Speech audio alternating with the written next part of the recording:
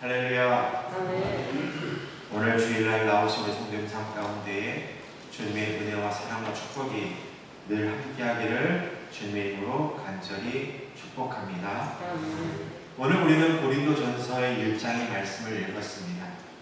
고린도전서는 사도 바울이 고린도 지역에 있는 교회에 첫 번째로 보낸 편지입니다. 이 고린도라는 곳은 아가야 지역의 행정 수도였으며 그리고 항구 도시였습니다. 이 고린도 지역이 항구 도시다 보니 자연스럽게 많은 문화와 그리고 다양한 종교가 뒤섞인 곳이 이 고린도 지역이었다라는 것입니다. 고린도 지역은 항구 도시다 보니까 상업적으로 번창했으며 경제적으로 부유했던 곳이었습니다.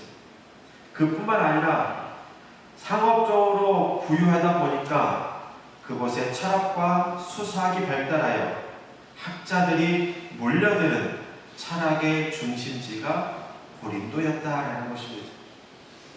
이 고린도 교회는 이 고린도 지역의 지리적인 특성 때문에 다양한 사람들이 모이게 되었습니다. 고린도 교회 안에 다양한 사람들이 이 고린도 교회에 모이다 보니까 여러 그룹이 생기게 됩니다. 사람들이 많아지면 그 많아질수록 그 안에 공동체는 여러 개가 생긴다라는 것입니다. 교회 안에 공동체가 여러 개 부류로 생겨나다 보면 꼭 일어나는 현상이 있습니다. 그것은 갈등입니다. 사람마다 각자 생각하는 게 다릅니다. 생각하는 게 다르다 보니까 서로 간에 갈등이 생길 수밖에 없었다라는 것입니다. 고린도 교회는 이 서로 간의 갈등으로 인해서 교회 안에 분쟁이 발생하게 되었습니다. 사도 바울은 고린도 교회 안에 분쟁이 있다는 소식을 듣게 됩니다. 고린도전서 1장 11절의 말씀에 보면 그가 이렇게 이야기합니다. 나의 형제자매 여러분, 글로의 집 사람들이 여러분의 소식을 전해 주어서 나는 여러분 가운데에 분쟁이 있다는 것을 알게 되었습니다. 사도 바울은 고린도 지역에 분쟁이 있었다는 것을 들었다라는 것입니다. 그래서 사도 바울은 고린도전서 1장에서 4장에 걸쳐 이 고린도 지역의 안에 있는 이 분쟁에 대해서 이야기를 하고 있습니다. 사도 바울은 고린도전서 1장 13절에서 13절과 17절에 그리스도의 십자가에 대해서 강조했던 적이 있습니다. 그랬던 사도 바울이 18절의 말씀에서 또한 십자가의 복음에 대해서 한 번 더 선언합니다. 십자가의 도가 멸망하는 자들에게는 미련한 것이요 구원을 받는 우리에게는 하나님의 능력이라. 우리가 읽었던 성경은 이 18절의 첫 시작을 이렇게 표현을 합니다. 십자가의 도라고 번역을 합니다. 그런데 이것을 원어에 가깝게 번역하면 이 십자가의 도가 십자가의 말씀이다라는 것입니다. 그래서 표준 세번역 성경은 이 본문을 이렇게 번역합니다. 십자가의 말씀이 멸망할 자들에게는 어리석은 것이지만 구원을 받는 사람인 우리에게는 하나님의 능력입니다. 십자가의 말씀을 좀 더 정확하게 표현하면 십자가의 복음을 뜻합니다. 바울은 분쟁 속에 빠져있는 고린도 교회를 향해서 예수 그리스도만을 바라보라라고 계속해서 이야기하고 있습니다. 교회의 본질은 뭘까요? 교회의 본질은 우리가 함께 모여서 예배하는 것이 본질이 거라고 생각하십니까? 교회의 본질은 예수 그리스도입니다. 그래서 교회의 본질이 예수 그리스도이시기에 사도 바울은 이 예수 그리스도의 십자가에 대해서 강조하고 있다라는 것입니다. 그런데 오늘 성도님들 제 뒤에 보이는 것이 하나가 있습니다. 무엇이 보입니까? 십자가가 보이죠. 이 십자가를 보면서 우리 성도님들은 어떤 생각을 드십니까? 오늘 우리는 앞에 있는 십자가를 볼 때마다 우리는 이런 생각을 듭니다. 나를 위해 대신 피 흘려 죽으신 예수님이 생각납니다. 그런데요, 사람들은 십자가를 보면서 우리와 같은 생각을 갖지 않았다라는 것입니다. 예수님이 살던 그 시대의 십자가는 형틀이었습니다. 죄를 집행하는 형틀이었습니다. 그런데 이 십자가형이 얼마나 잔혹하냐면 우리가 보통 이런 말을 하죠. 참 메말라 죽는다라고 말을 하죠. 이 십자가 형틀이 사람을 메말려 죽이는 것이 이 십자가 형틀입니다. 너무나도 고통스럽다라는 겁니다. 그래서 이 십자가를 아무나 십자가 처형하지 않는다라는 것입니다. 너무나도 고통스럽기 때문에, 그리고 너무나도 오래 걸리기 때문입니다. 십자가형에 처하는 사람들은 첫 번째로는 정치적인 사람을 십자가형으로 처합니다.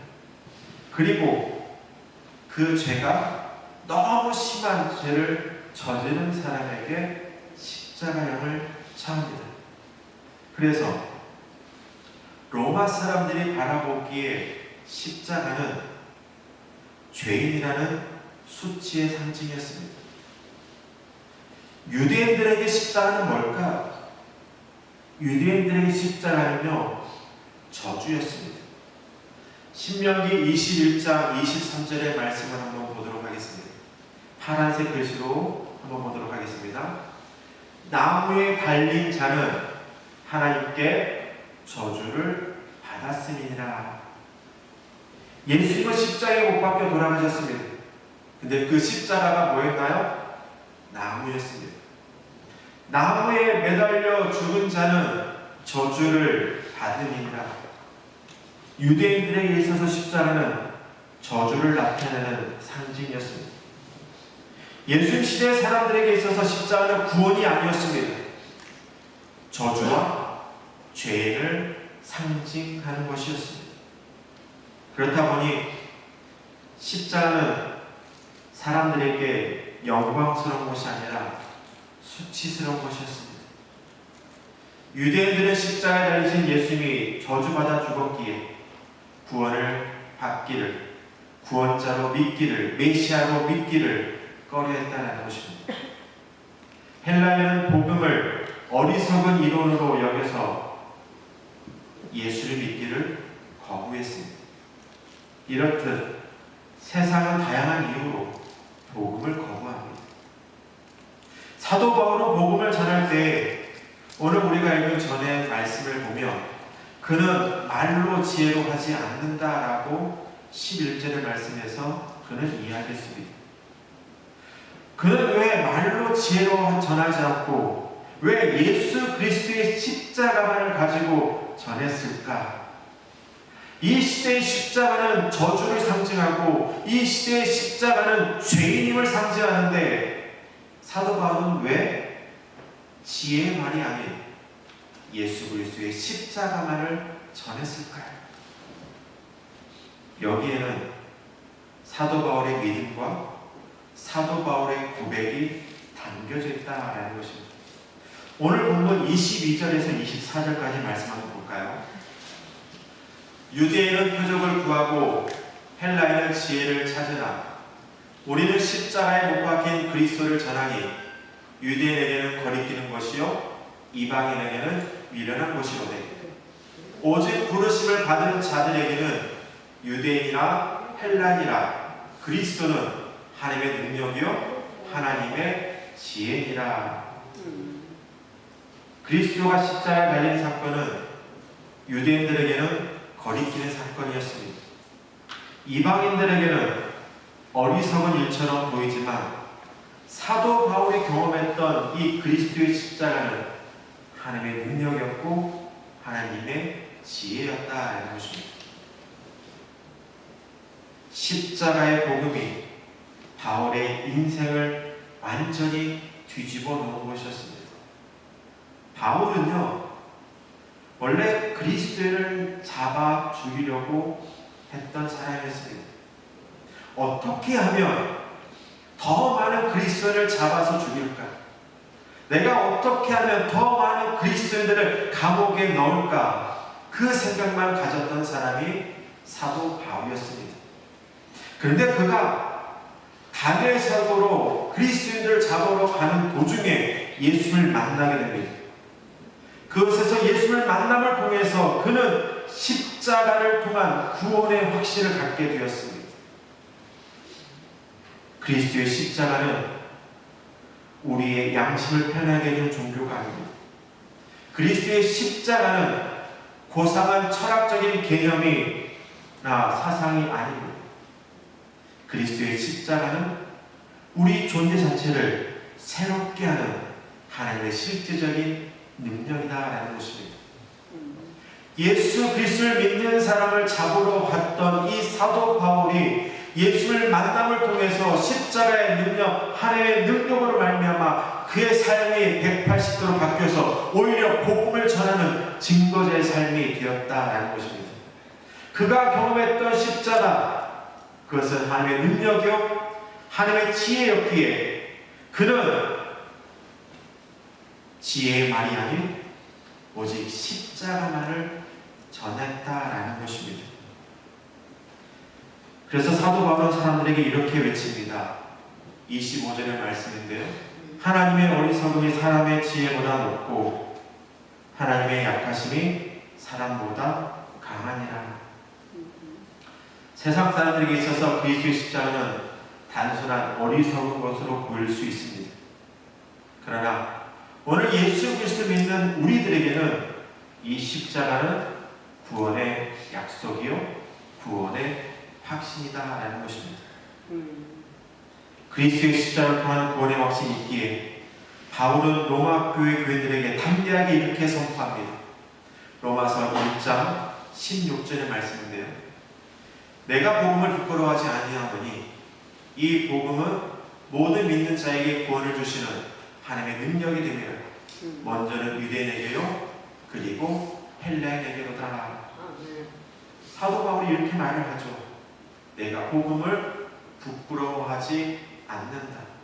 왜냐? 이 복음은 모든 믿는 자에게 구원을 주시기 때문에 나는 이 복음이 부끄럽지 않다라고 사도 바울은 말을 하고 있습니다.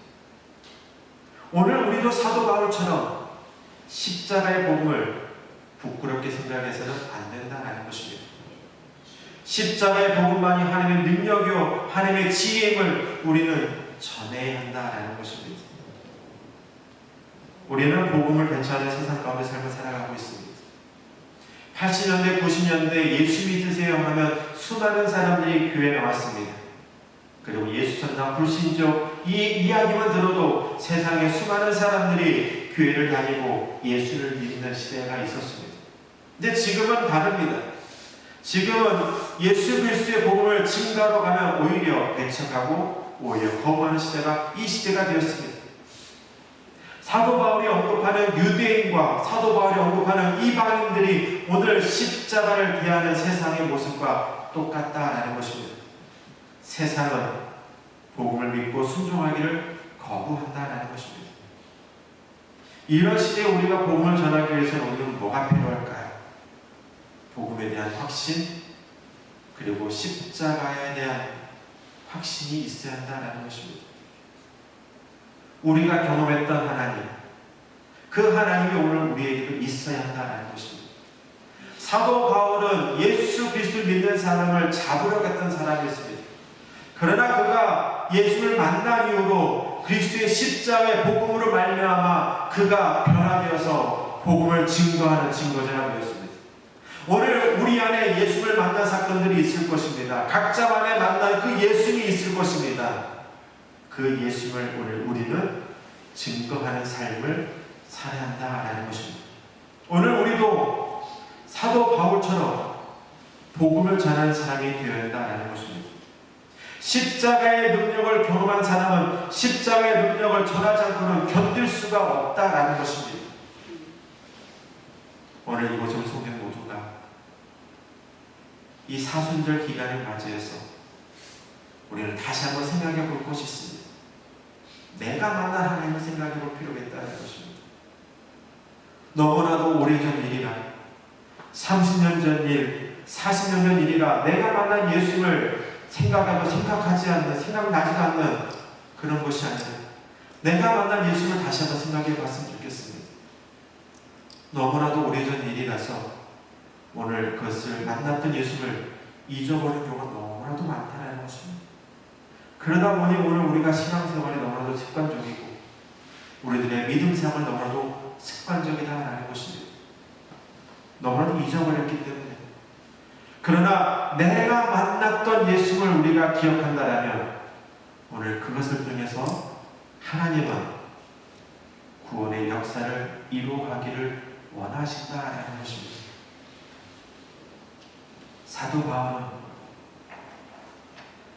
로마 시민권을 가진 사람이었고, 그리고 그 당시에 최고의 학문이었던 가말리엘 학파였습니다.